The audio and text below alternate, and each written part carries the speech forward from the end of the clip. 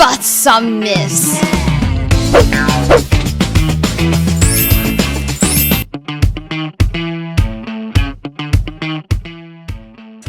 Okay, good. That's great though. Yeah. I mean, some kids are naturally expressive, like we meet a lot of that. But again, bringing back to the idea that it's not just about expressing. It's not like a robotic series of movements of going like, wow. Like, okay, your facial muscles are very active, you know, they know how to control the face. But yeah, it's not just about that. It's also, again, empathy, listening skills, communicating, working together, developing the character. All of that, like, they are explored or they are kind of learned through the process. Like, it's not just about expressing. And actually, it's not even that this is just like a separate thing.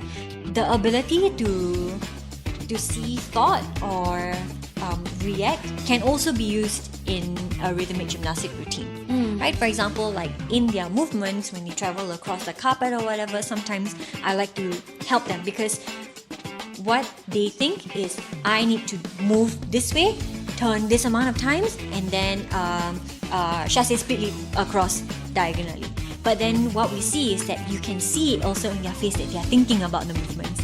So now the artistry is gone because they are so focused, they are thinking, there is no expression, that music is like really happy and they're like, I must now do a split leap, you know? But then when you give them kind of a reason, or usually we explore together, like, okay, let's say this music is, there is a story to this music, and one girl will say, yeah, it feels like it's at a birthday party.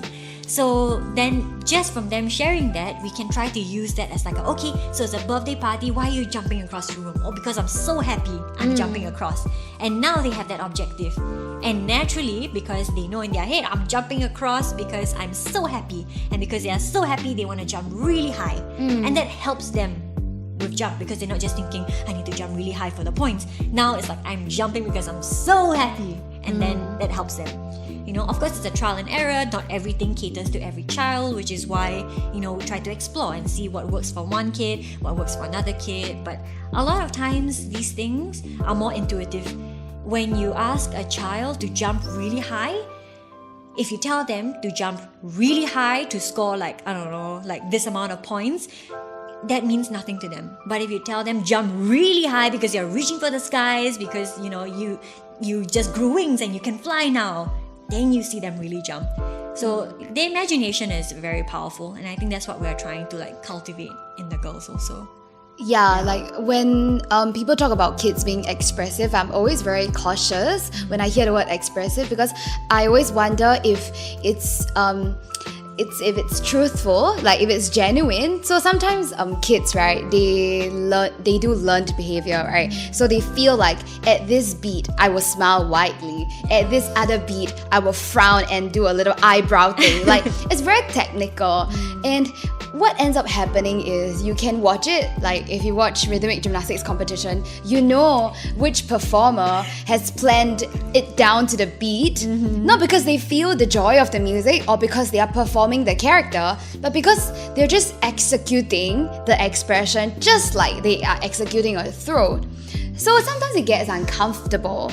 I mean, when you as an audience, you watch them, You get smiles like, yeah, it's a bit robotic. It's like, you know that an adult figure tell them, when the music hits this note, smile. Then to me, that's what we don't want. That's what drama classes are for. We want to bring out a genuine joy in the kids if they are expressing joy. We want to bring out character, interpretation of the music, and not like, okay, this beat I need to smile, that bit I need to raise my eyebrow, that bit I need to wink. Like, that's a bit much for the kid. And also when they get used to that, in real life situation, they will start to ask themselves also, oh, what is the most appropriate face I have to show for this situation? We don't go around life like that, right? Yeah, we want to be genuine and natural and organic. Yeah. Okay, myth number 4. If my kid appears for less than 3 minutes in a whole show, it is not beneficial for the kid to participate in the show. My answer to this myth is no. It is beneficial. It is beneficial. I think what a lot of people think is like, if I'm only thinking about how much I can see my child on stage, and they're on stage for 3 minutes. But what they don't see is the preparation before, all the rehearsals, them waiting backstage, them getting ready, the feelings of tiredness, especially if they are young. Like, they can't last that long on stage. Being on stage is tiring because you're always, all your senses are alert. You're always, there. There is no chance for you to exhale and relax. No, it's always there. And so, especially for very young ones, we always like to start them small, because what happens if they spend too much time on stage is that they crash.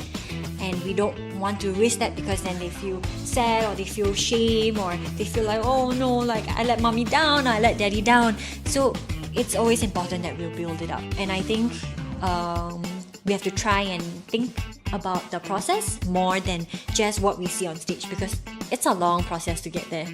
It's a long process. Yeah. And a lot can be learned from observation. So that, like we always say, there are no small roles, no small parts, right? So being a part of the production, you're a part of something that's bigger than yourself. So even if, let's say, I'm playing a role that's only 1 minute appearance on stage, but then when I'm sitting at the stage side, I'm observing like other people performing. I'm learning from them. I'm learning from people, like in your kids' case, maybe they're learning from their upperclassmen, like people like who have a lot of lines or who have a lot of stage time. And me sitting at the side observing, I'm learning. Kids always learn a lot from emulating good behavior, good examples. So giving a kid that experience is really priceless. Yeah. Yeah. And as always, don't compare like how much stage time two children have, because most of the time when we see girls who have like more stage time, or they have like more routines, most likely they also started with like 1 minute on stage. And like past years or whatever. And it's a journey to build them up, because it takes a lot to be on stage. Yeah. And the last myth. Thank you. I mean, I've heard it 1,000 times that we look more like the students. I think we are just short. Well, maybe we can relate more to your children. But yeah, we're almost 30, yeah. So don't worry about it, okay? And yeah, come for the show. Like, come buy tickets to watch. Hey, step into the light, please. Yeah, and you can see all the girls in BP step into their own light. They are working very hard. So I hope you can come and watch and support them. Yeah. Thank you.